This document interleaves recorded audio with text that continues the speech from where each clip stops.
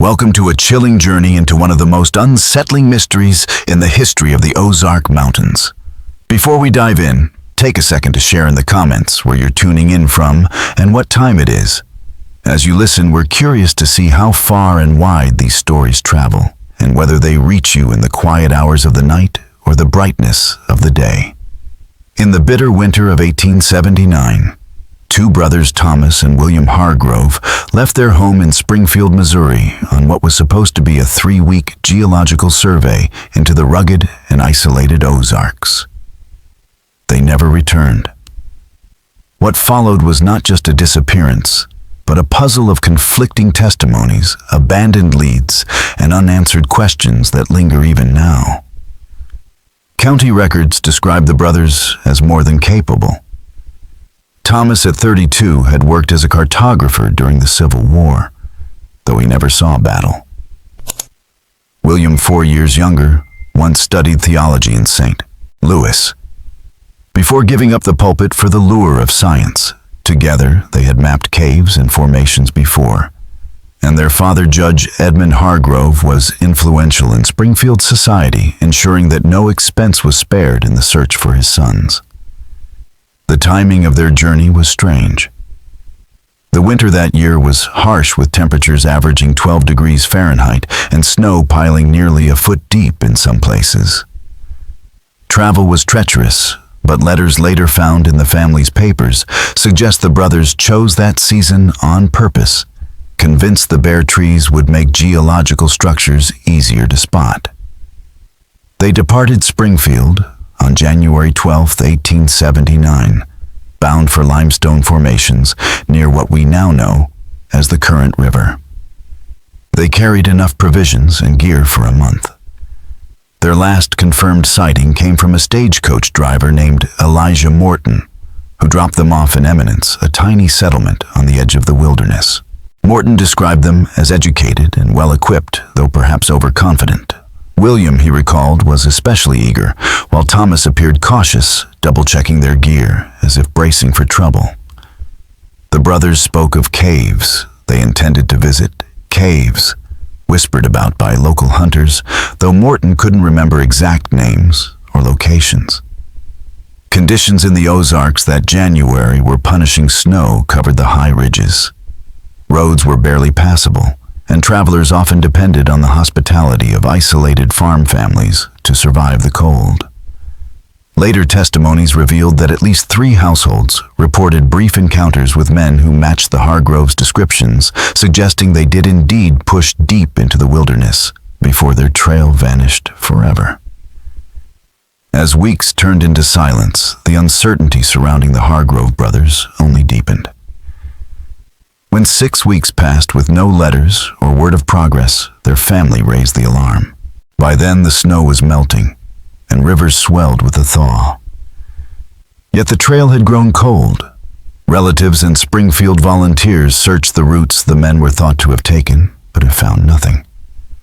More troubling than the lack of evidence was the atmosphere they encountered. Locals refused to speak. Doors closed when questions were asked. Conversation stopped at the sound of the Hargrove name. Even children were hurried inside as though some unspoken warning was tied to the brothers' fate.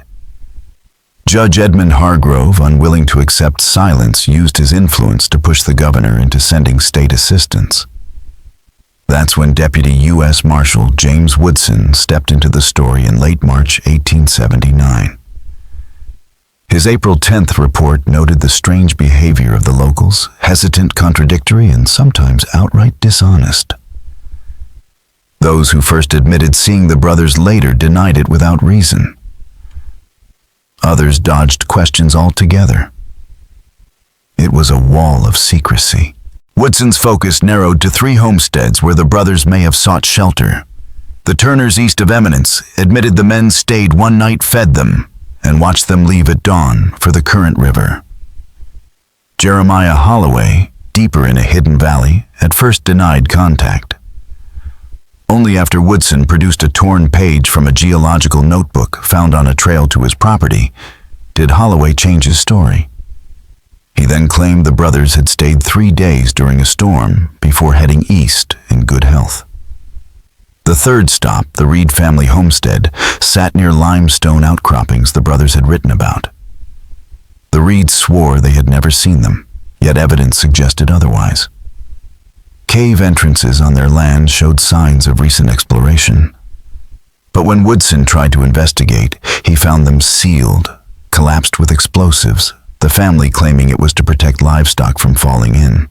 In the years that followed, fragments surfaced like whispers, refusing to stay buried. A partial journal in 1891. A confession whispered from a deathbed in 1907. Odd discoveries unearthed during a road construction project in 1952.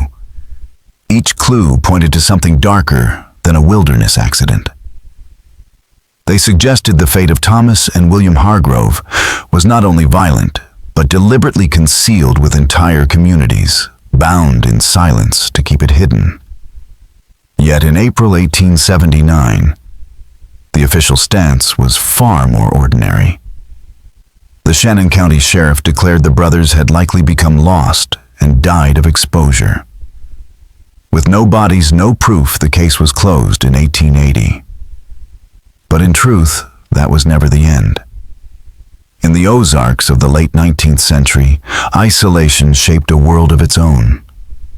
Families lived miles apart, bound by kinship and old grudges, their lives tucked into valleys and hollows. Outsiders rarely understood. The Civil War had ended only 14 years earlier, but its shadow lingered. Missouri, torn between North and South, was still raw with division, suspicion, and secrets. In such a place, the disappearance of two outsiders could easily be swallowed whole, leaving only fragments to trouble the generations that followed. Some grudges from the war never faded, and for the Hargrove brothers, that history mattered more than anyone realized. Their father, Judge Edmund Hargrove, had Northern sympathies and secured his position only after the previous judge, a Confederate supporter, was removed. That detail, small on the surface, may explain why his sons met resistance in certain corners of the Ozarks, where old loyalties still shaped who was trusted and who was despised. Thomas and William were not simple wanderers. Thomas had studied at a university in St. Louis, while William apprenticed under a surveyor in Kansas City. They were educated, curious about geology, and as documents found years later, revealed possibly scouting for mining interests. A letter from Thomas to his father, dated December 28, 1878, spoke of opportunities our Eastern associates would find most promising if the limestone proved valuable. That suggested they weren't just charting formations, they may have been weighing the land's potential for industry, a fact sure to spark hostility among locals determined to keep outsiders away from their hills. Land disputes were bitter in the post-Civil War Ozarks.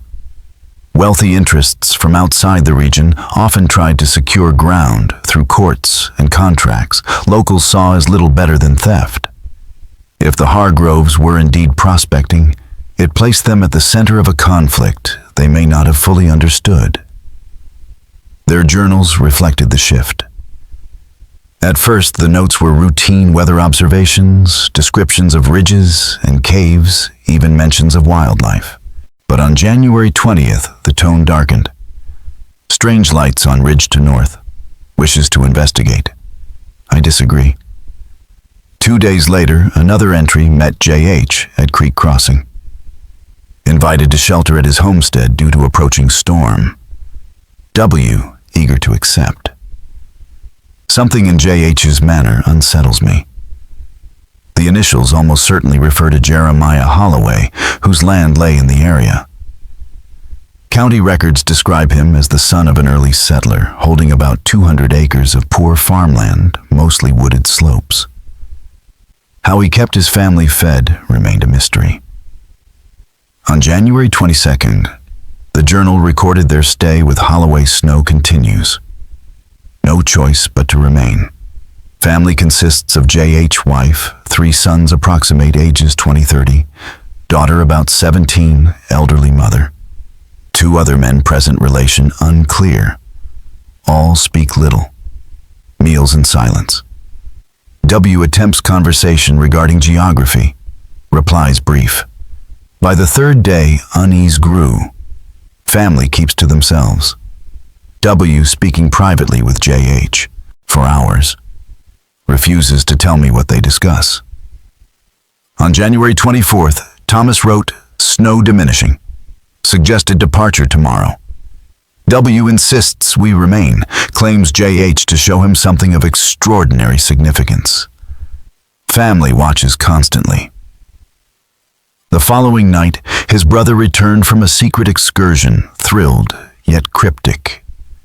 "Changes everything about our understanding of this region," he whispered, refusing to say more. That same night, Thomas noted seeing Holloway's sons leave with rifles at midnight, claiming to hunt despite the storm. The entries after this became jagged, the handwriting rushed. Pages were missing between January 25th and 28th. The last legible entry chilled the blood, "Must leave immediately." W refuses. Showed me mineral samples unlike any I've seen. Says vast deposit beneath Eastern Ridge, value beyond measure. But something wrong here. Family behavior increasingly strange. Daughter warned me in secret, "You shouldn't have come here. No one leaves the hollow once they've seen." The final pages of the Hargrove story read like a descent into something darker than wilderness misfortune. On January 30th, Thomas wrote that William had become unrecognizable, refusing to leave, and growing hostile at any suggestion of departure. William spent his days in private talks with Jeremiah Holloway and his sons, speaking of negotiating access rights, to land a phrase Thomas found baffling. That night he caught the youngest Holloway's son spying on him through the window, pretending to mend the frame. Strange noises, which Thomas called the cellar sounds, echoed outside after dark. By February 1st, the brothers' bond had fractured. William avoided him, speaking cryptically of an arrangement with the Holloways that would bring wealth beyond imagination. When Thomas tried to examine the mineral samples, William lashed out, leading to a physical fight unlike anything in their history.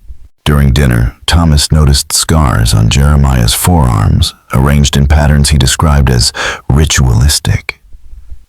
The rest of the family kept their arms covered, even in the stifling heat of the fire. On February 2nd came the last words ever written in the journal. "They are not who they claim. The cellar. God help us if what I suspect is true." The entry ended mid-sentence as if the writer had been interrupted. The rest of the pages had been torn away.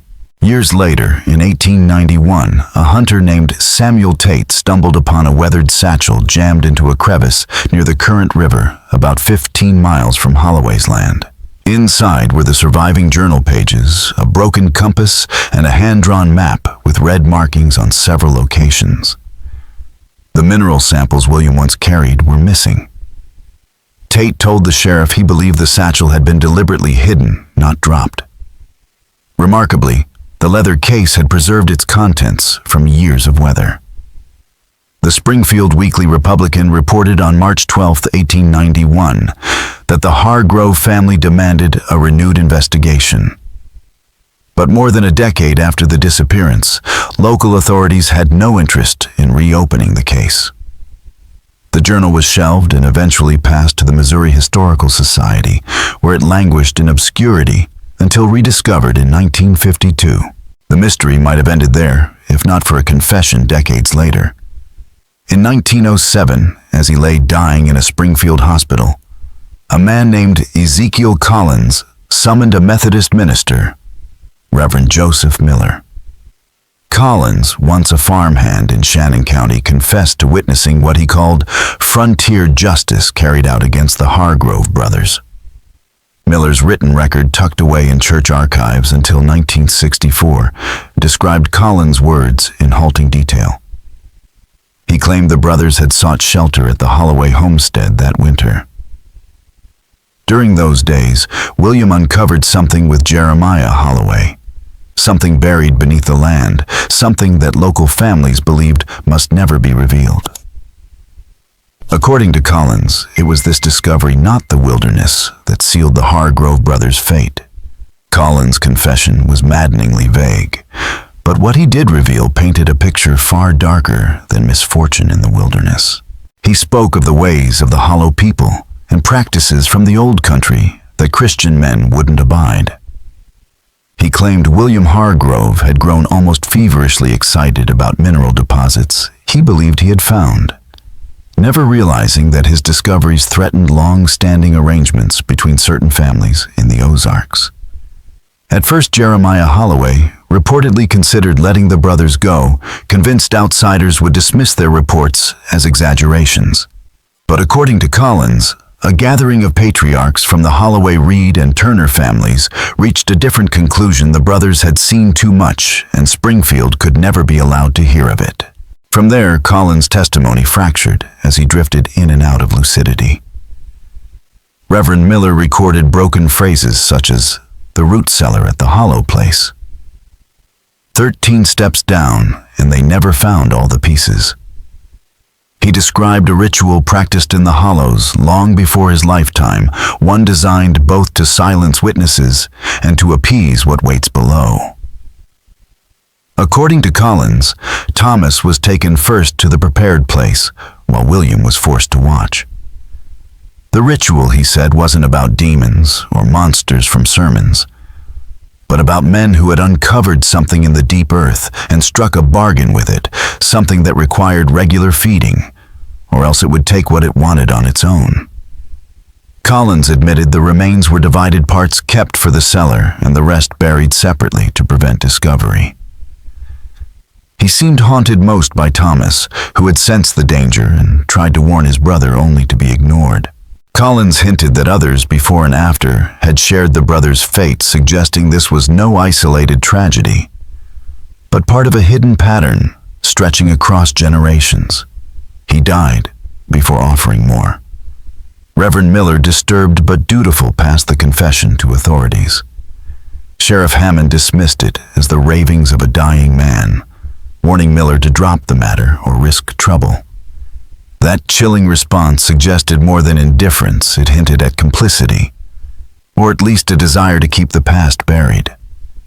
The document was quietly archived, the case officially unchanged, the Hargrove brothers still marked down as victims of exposure in the wilderness. For nearly 50 years, the story lay dormant, whispered only in fragments of family memory. Then in 1952, fate cracked the silence. Road crews carving a new highway from Eminence to Ellington stumbled on a crude grave less than 2 miles from what records listed as the Holloway homestead. According to the county report dated April 12, 1952, the workers at first thought they'd unearthed animal bones. But further digging revealed human skull fragments and long bones beneath a covering of flat stones, laid in shallow ground with no coffin and no marker. The discovery briefly pulled the Hargrove mystery back into public view, reopening old fears that had never truly gone away. When the grave site near the old Holloway land was opened in 1952, what came to light shocked even seasoned investigators. State archaeologists quickly determined the remains belonged to 2 adult white males dressed in clothing consistent with the 1870s. Several buttons bore the maker's stamp of a Springfield tailor, long known to serve the Hargrove family. The estimated burial period, 70 to 80 years, matched the brothers' disappearance. But it was the condition of the bones that turned a cold case into something far more chilling. The skeletons bore clear signs of systematic dismemberment. Saw marks on joints and vertebrae showed practiced hands, the work of someone familiar with butchery. Wrists and ankles carried grooves from bindings. Long bones had been split to extract marrow. A state police report described the crime bluntly. The victims had been methodically disarticulated while still alive or immediately after death. In other words, this was no scavenger's work. It was deliberate, brutal, and skilled. Dr. Leonard Simmons, the forensic specialist brought in to examine the remains later, wrote a confidential report that remained hidden until 1968. His findings were even more disturbing. He noted decapitations performed while the victims were upright, suggesting execution rather than post-mortem mutilation. Defensive wounds indicated at least one man fought back as the process began. Certain bones, ribs, vertebrae, and parts of the pelvis were missing altogether, removed with unusual care. Other fragments showed burns consistent with cooking. To Simmons, the evidence pointed unmistakably to ritualized purpose. In 27 years of practice, he wrote, "I have never seen remains treated in such a fashion. This is not disposal. This is ceremony."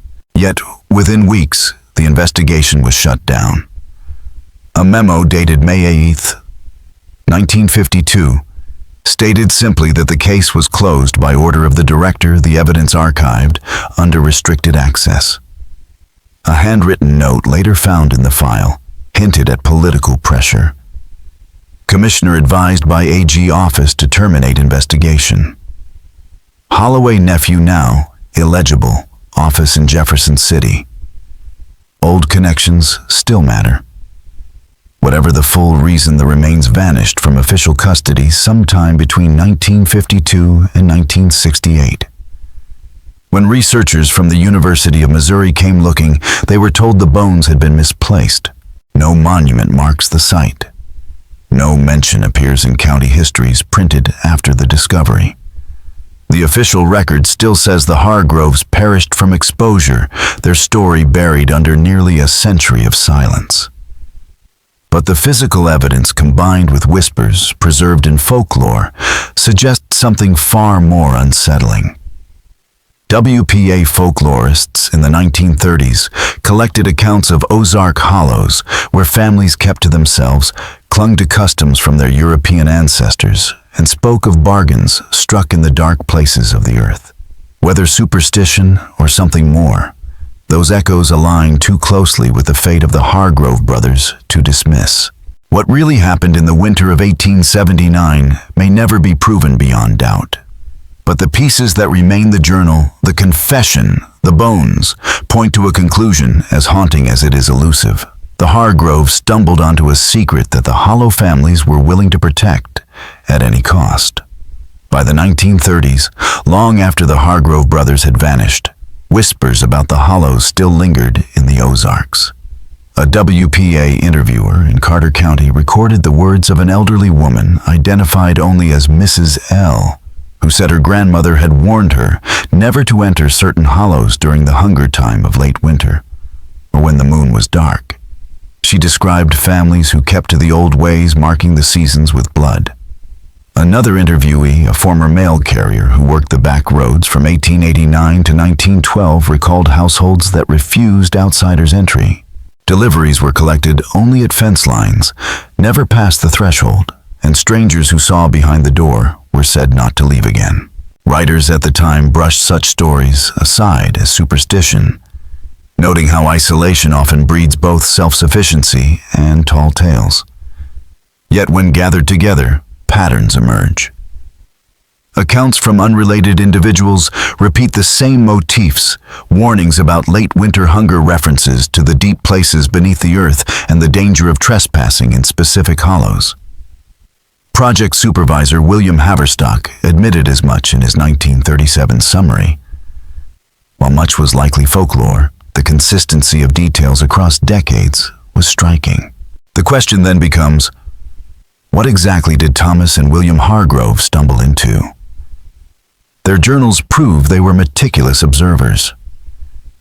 Their education and ties to possible mining investors would have made them doubly suspect in communities that guarded land and resources with fierce suspicion.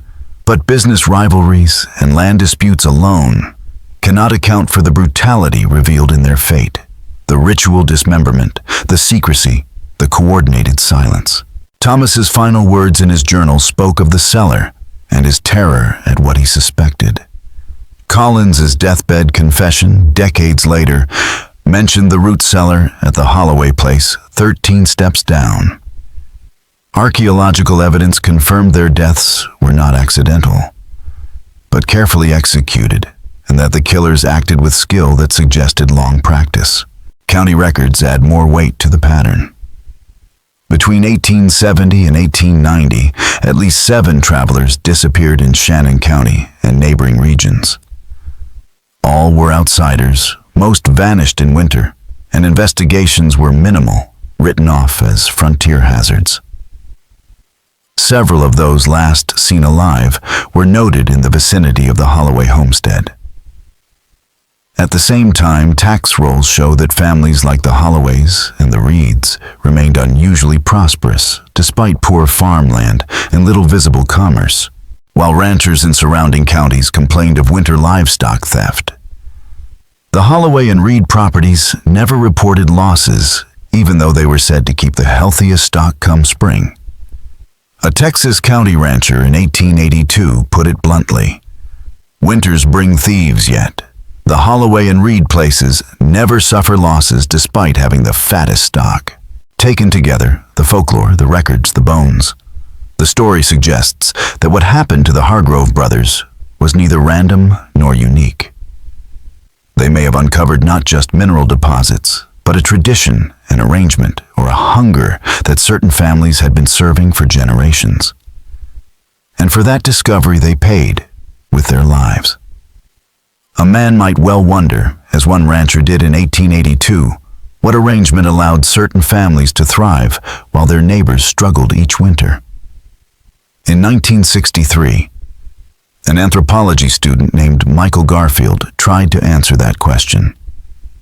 His thesis, Cultural Isolation and Deviant Subsistence Strategies in the Missouri Ozarks 1870 to 1900, pieced together county ledgers, old newspapers, and oral traditions to argue a grim possibility that some families in the most secluded hollows survived by preying on outsiders. Garfield wrote that evidence suggests certain family groups developed systematic predation on travelers during winter months when food scarcity was most acute, and that this practice was reinforced by a belief system blending European folk traditions with the harsh pragmatism of frontier life. The thesis was never published. Garfield left the program before finishing, and attempts to track him down 5 years later came to nothing. His notes were said to have been lost in a departmental fire in 1968, though a colleague quietly saved a few copies. His faculty advisor, Dr. Eleanor Westcott, later admitted that Garfield had received anonymous threats and been pressured by the university to abandon the project. His funding disappeared, and she warned him that continuing might endanger him. When pressed decades later for details, she would only say, "There are practices that occurred in isolated communities during desperate times that modern sensibilities prefer not to acknowledge." Michael found evidence suggesting such practices became systematized in certain hollows, continuing long after necessity might have justified them.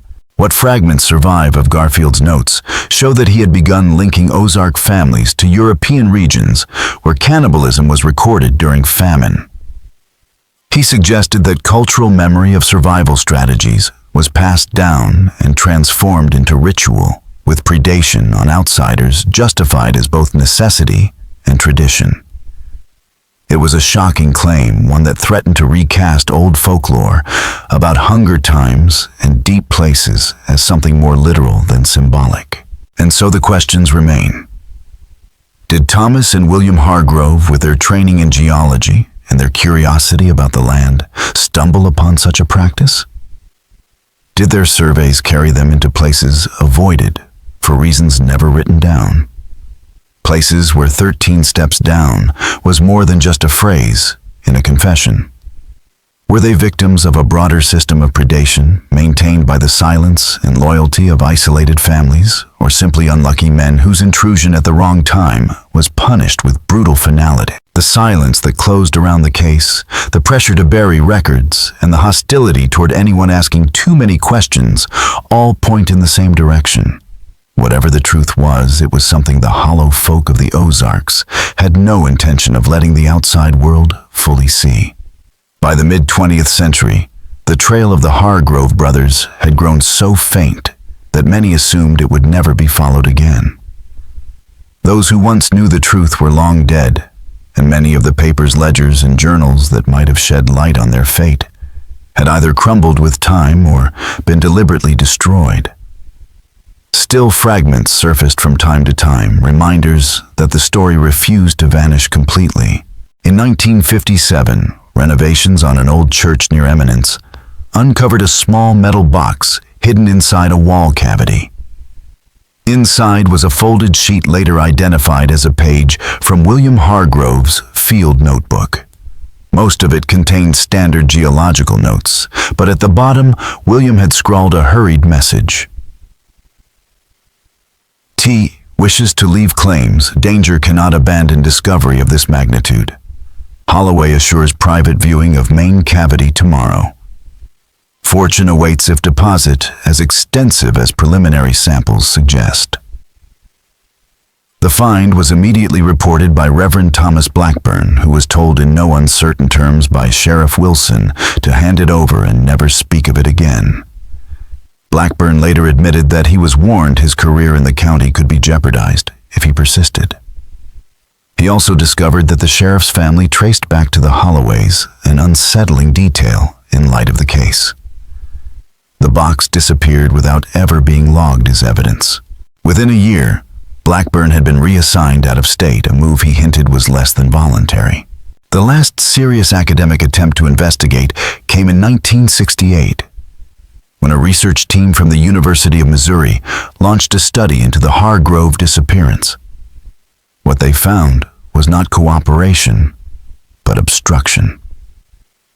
County records that should have existed were missing, archives showed suspicious gaps, and even their motel rooms were broken into, with notes and research stolen. The lead investigator, Dr. James Thornton, later confessed in a private letter that what began as historical curiosity soon felt like harassment designed to drive them out. The team's unease reached a breaking point after an interview with Harold Reed, grandson of the Reed family long tied to the case. At first, Reed was open, but when Thornton mentioned the cellar referenced in Thomas Hargrove's journal, Reed abruptly ended the conversation, muttering, "Some doors stay closed for good reasons. Some hungers never die." The next morning, the researchers found their car vandalized with a crude engraving of 13 steps. On the hood, an unmistakable echo of Colin's confession. They left the Ozarks the same day, abandoning equipment rather than linger. The university report filed afterward was vague, couched in academic caution, suggesting either a pattern of deliberate concealment or merely poor record-keeping in rural counties. But privately, the researchers admitted they felt actively threatened. Their notes were eventually archived, microfilmed, and then misplaced during a library renovation in 1969, leaving only scattered references behind.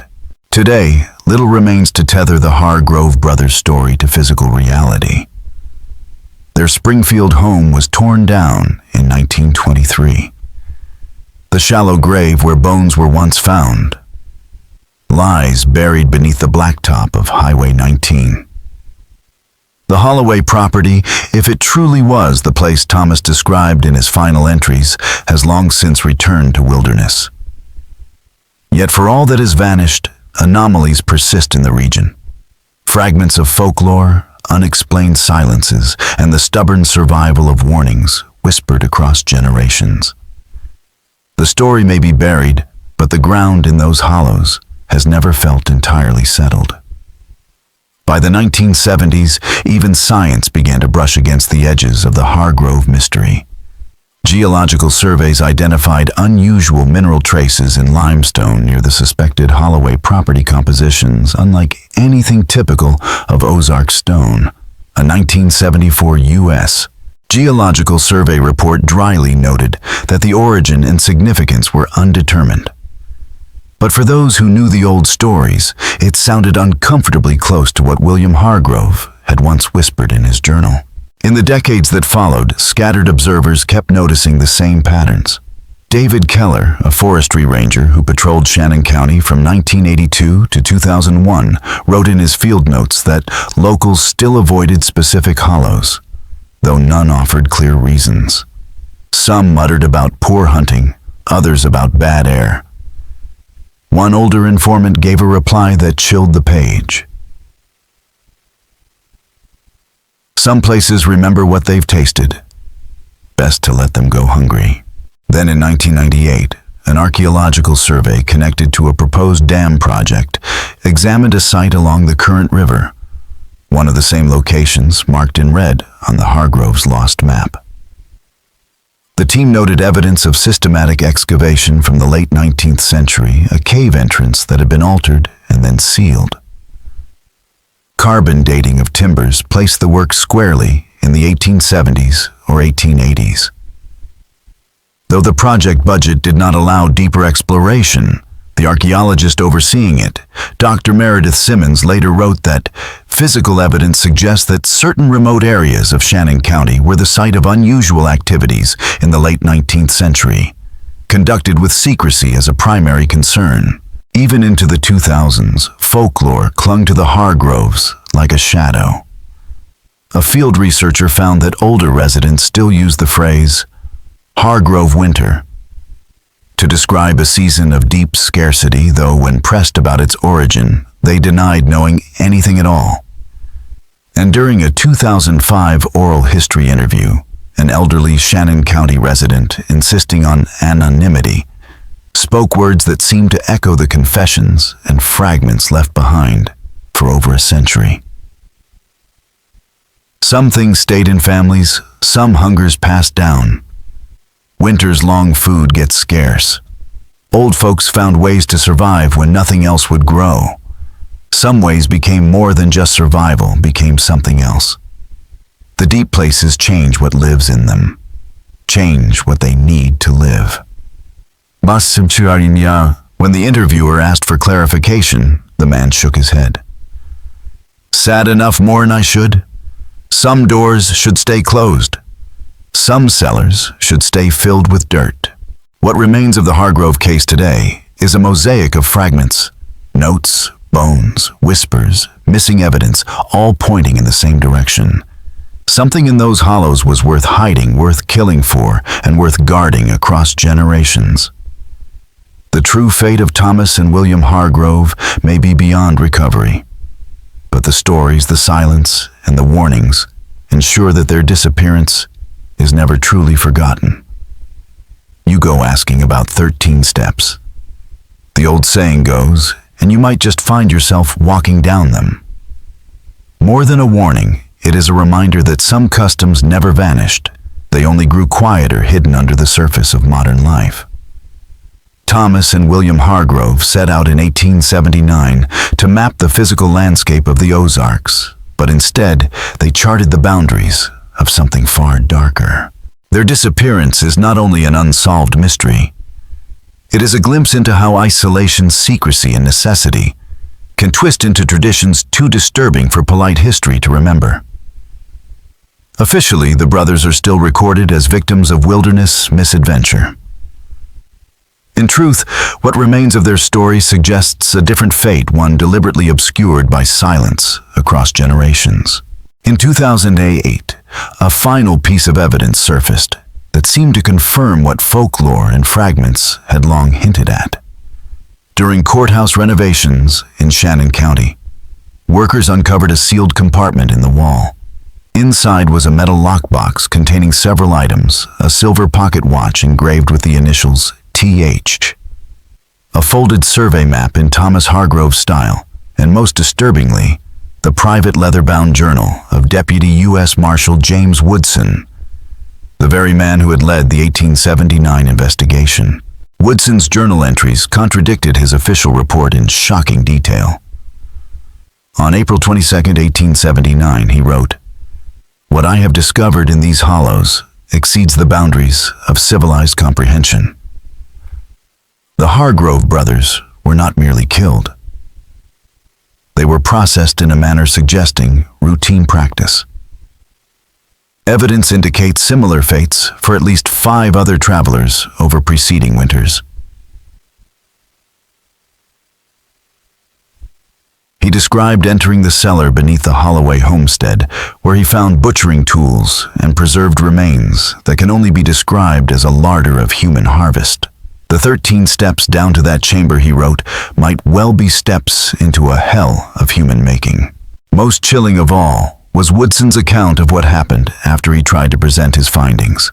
He expected action, but instead was met with a proposal silence. Presented findings to Judge Carver and Sheriff Mills, he wrote. Expected immediate action. Instead received proposal investigation to be terminated. Record sealed. My silence purchased with combination of threat and bribe. Woodson recorded Judge Carver's words with haunting precision. This practice extends beyond the Holloways. Certain winters leave few choices. Some families found a way to survive. That way became tradition, then something deeper. Half the county's founding families have cellars with 13 steps. You would have me put them all on trial. Woodson's final entry, dated April 24, 1879, confessed to accepting the terms 20 acres of land near Springfield and a promised promotion in exchange for filing a false report. I tell myself this is pragmatism, not cowardice, he wrote. These practices, however abhorrent, appear to be waning, with improved transportation and less severe isolation. A public reckoning would devastate communities for sins perhaps better left to divine judgment. With that, the official record was sealed, and the truth, whatever it was, sank beneath generations of silence. Yet the fragments that survive from journals to bones to whispered warnings suggest the Hargrove brothers walked into something far larger than themselves.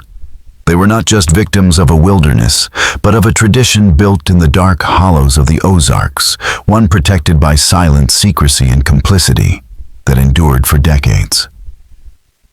Historians who reviewed the 2008 discovery noted that the details in James Woodson's journal lined up with the public record in unsettling ways. Land deeds confirm he received a valuable grant in 1879, and federal records show his appointment as U.S. Marshal in 1881, exactly as he wrote. These corroborations lent weight to the journal's authenticity. Yet within a month of its cataloging at the Missouri State Historical Society, the journal vanished. Staff records show it was checked out by a researcher whose identity was never verified. It has not been seen since. Dr. Carolyn Hargrove, a distant relative of the brothers and professor of anthropology at East Washington University, has devoted much of her career to the case.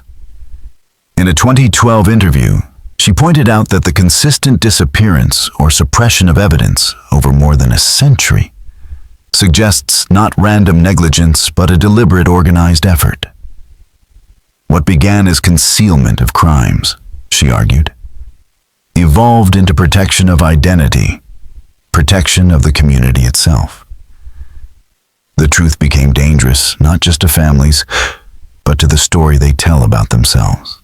Her research reframes the Hargrove disappearance not as an isolated crime, but as a cultural collision. She notes that the Ozarks endured brutal winters in the mid-19th century, none worse than 1852 to 53, when crop failures and vanishing game left families trapped and starving in their homesteads. Under such conditions, social taboos can crack. Survival may have required desperate choices.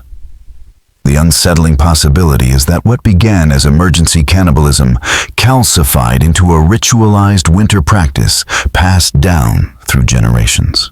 Dr. Hargrove's synthesis of archaeology, folklore, and oral accounts suggests that in the most remote hollows, certain families built systems around this practice, rituals, rules, and justifications that allowed them to continue long after necessity had ended. Travelers became the chosen victims, outsiders, whose disappearance would not destabilize local kin networks.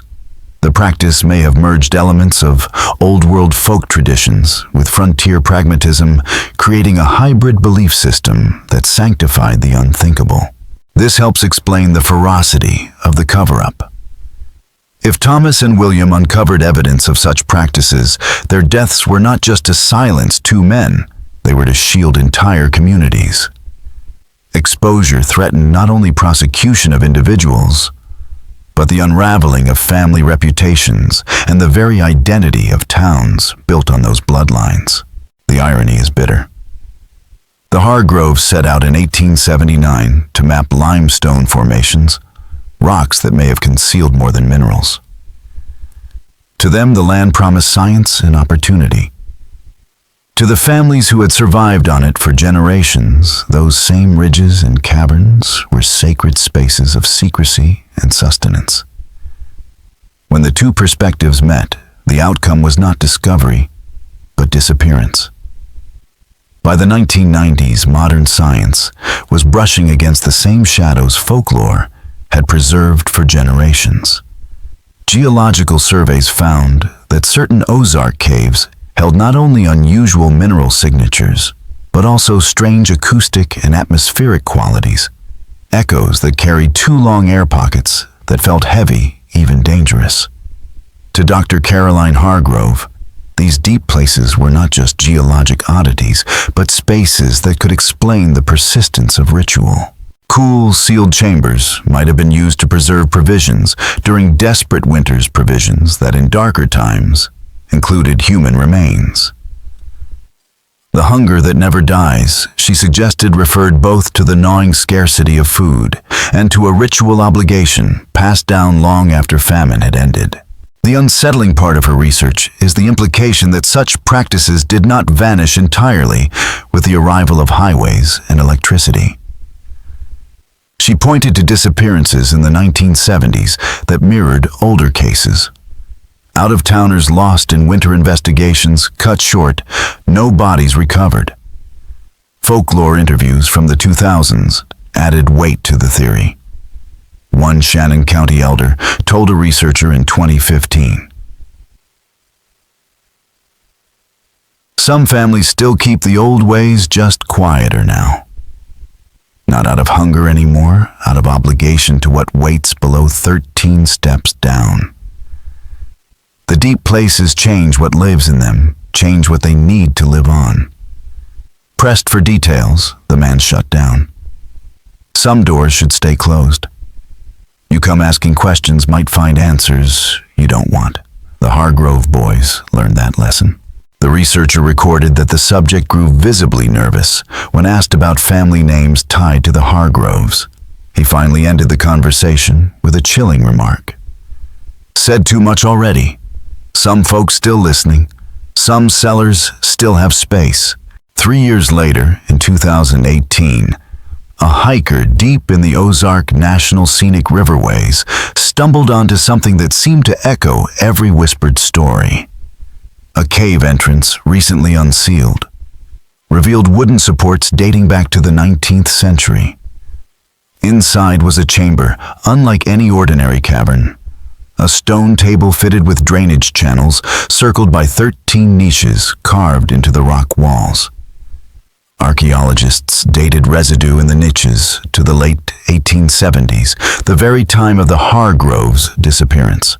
But the most disturbing find was hidden in a wall crevice, a small sealed metal container holding a page from William Hargrove's field notebook. The surviving text was grimly familiar. Remarkable mineral composition, unlike anything previously documented. J.H. claims deposit extends throughout connected cave system. Value incalculable if industrial applications proven viable. Must convince T to remain despite his concerns. Locals protective of discovery, understandably so. J.H. has offered partnership arrangement that would make family fortune secure for generations. T, increasingly anxious, claims to have seen something in cellar that changes everything. Nonsense. Opportunity too significant to abandon over superstitious fears. Soon after the cave entrance was resealed by park authorities, the official reason cited as safety concerns. But those who had followed the case recognized the pattern discovery, then silence. And so the Hargrove mystery endures. Some secrets remain buried, not because time erased them, but because living hands still guard them. Some silences persist, not from ignorance, but because what lies behind them is too terrible to name. And in the Ozark hollows, some doors once opened can never truly be closed again.